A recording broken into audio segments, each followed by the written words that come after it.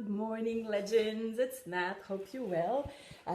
This morning I'm using a different technology to connect with you. I'm actually on my tablet and it's playing up a bit. Anyway, so great to be with you. Absolutely love our connections on Monday mornings, and I want to make sure that you get some value out of all of our connections. So a couple of things that we're going to do in this espresso shot. The first one is we're going to give you a moment to think about the week you've just had. There are some productivity elements that I'd love for you to start measuring if you haven't started measuring them for yourself so far. So what we teach you in the legends, you learn the consultative sales process, and that would be when you do an audition with someone to assess if you're a good fit. Then it would be when you conduct your second call and do your needs analysis, and then your recommendation following the 4-step process. And then you invite people to join you in a certain program that matches the needs and the pain points that they have discussed with you. So that's being a consultative person or a consultant, and using the consultative sales process that I teach you. Of course, I've wanted to give you some opportunities to practice, and so I tacked on a free marketing strategy that you have the opportunity to use if that suits you. And there are 20 others that we've discussed in a post recently. So one way or another, what I'd love for you to do is to find something that suits you, your personality, that you feel comfortable with, and practice your consultative sales process. In that process, one of the things that it sets you up to do, good morning, Judy. One of the things that the process sets you up to do is it sets you up to have an open and honest conversation with your potential client, which means that at some point in the conversation, they may express that they have questions or concerns, and sometimes some people call those objections. I think the word objection is loaded with a lot of negativity. So I'd rather consider those moments in the conversation as an opportunity to clarify. And so in the document that I've prepared for you that you've got in Guru Lab or on the other platform where you've got access to the content, the first step that I discuss is flipping. So, hello Nant.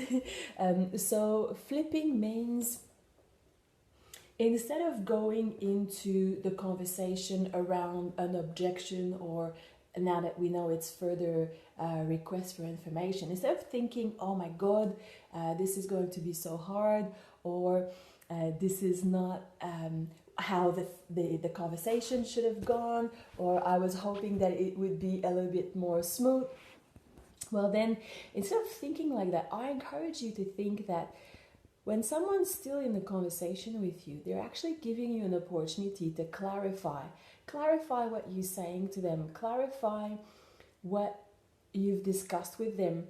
It gives you also an opportunity to help them to reconnect to their deepest why, the reason why they're actually having conversation with you, the stuff they want to move away from, the things they want to move towards. So when you flip your attitude as the first step in the objections handling process, you're actually creating a space that is much better and much more comfortable for the person you're speaking to stay with you and continue to have that conversation. So by flipping your mindset or your attitude, you're giving this conversation a chance to actually be successful. All right, so now let me just bring you here. So I've got a few things that I'm looking at the same time as I'm discussing this with you, and I've actually brought up the process. So if you go on your page 4, right, this page 4 of your document, it says DNA, as in do not answer. So the first thing that people do or have the reflex to do when they're dealing with further requests for information is that they feel compelled to just jump in and give information. Now, I reckon that's probably the worst thing you can do, because if there's an emotional reason why people are putting the brakes or they're inquiring further, you need to know what the actual preoccupation is. And so instead of jumping in and giving an answer straight away, what I'd really encourage you to do is use the ASC or ASR methodology. So A star stands for acknowledging. So if someone says, look, I would love to speak to my husband, or I would love to think about it, or I think it's a bit expensive, I can't afford it. What I'd love for you to do first is to take a moment and acknowledge that the person has given you a reason why right now they're not moving forward in the process with you. Okay? Acknowledgement could sound something along the lines of, if they said they wanted to talk to their husband, I understand that big decisions are something that you discuss in your family. Absolutely. So that would be an acknowledgement. And then the second part would be reformulate. So that's my R. A-R-C. Sorry. So R would be for reformulate. And so I could say something along the lines of,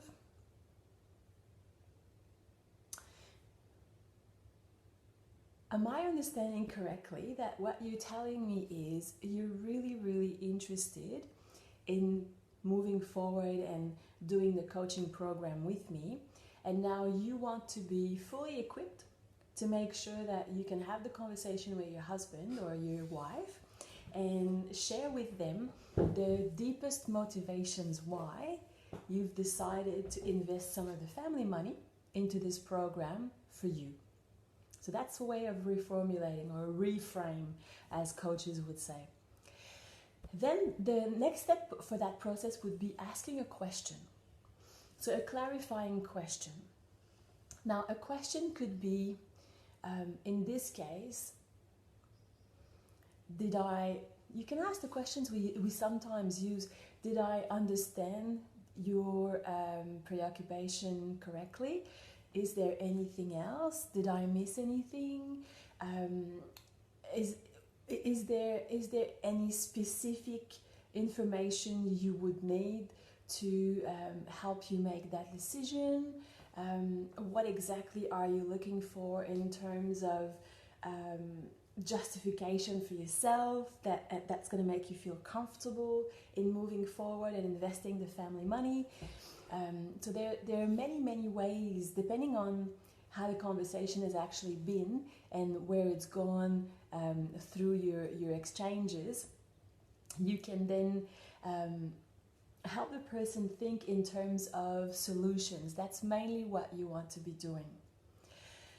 So if you find yourself in a situation where you've tried everything you could and you're still at standstill, what I really like to do, when you know that working with you is the best thing for them, the best thing that they could do, I'd love for you to revisit and revalidate their biggest pain point. So when you go back to them and you say, okay, I understand that at this point in time, there's a lot going on, or I'm not feeding their story, but I'm just giving them the space to feel that I'm a human and they're a human and it's all good. I would go back to their biggest pain point and I would say, okay, so what I understood through our conversation last time and today was that you can no longer live with this above your head. And then they could say yes, they could say no. And then you would go to the cost of inaction. So if someone doesn't do anything about the situation, what's it going to cost them? What is it going to cost in their relationship with their loved one, their partner, or their children, or their family? What is it going to cost them at work? What is it going to cost them in the bigger picture? Now, I would also revisit the eagerness they had when they lit up, because they would have lit up at some point in the conversation. If you got to the point where you've made an offer and you've made an invitation to have a conversation with them and to work further in your program with them, there has to be something that has actually clicked and that they wanted for themselves. And so I would revisit that. So what I was discussing with you today was tips and tricks, just revisiting simply the guide I've given you in the Legends resources where we tackle the objections handling. I think it's important to remember that as humans, we come with a whole bunch of preconceived ideas and our own map of the world, and other humans that we serve also come with their own map of the world. And so we need to make sure that when we are discussing with someone who has some sort of resistance or they're not ready yet to do business with us, we have to create a space that's going to help them feel good and feel comfortable, because that's what we do. We're coaches, yeah? And we're there to help and serve. So I would love to give you the one last tip. As you deal with challenging situations, always, always, always stay solution focused. Make sure you don't answer too fast, but stay solution focused, stay positive. They're never saying no to you.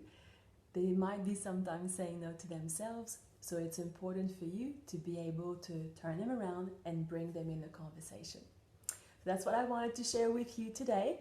If you found this conversation useful and helpful, give me a thumbs up or give me a heart, or go in the comments below and let me know what was valuable for you in this conversation. I would also love for you to take the opportunity to use this conversation to be your accountability moment in the week. So let me know how you went last week, how many posts, how many auditions, how many second calls, how many new sign-ups, and ask me any question you may have around the topic we discussed today. I'd be happy to help you any further.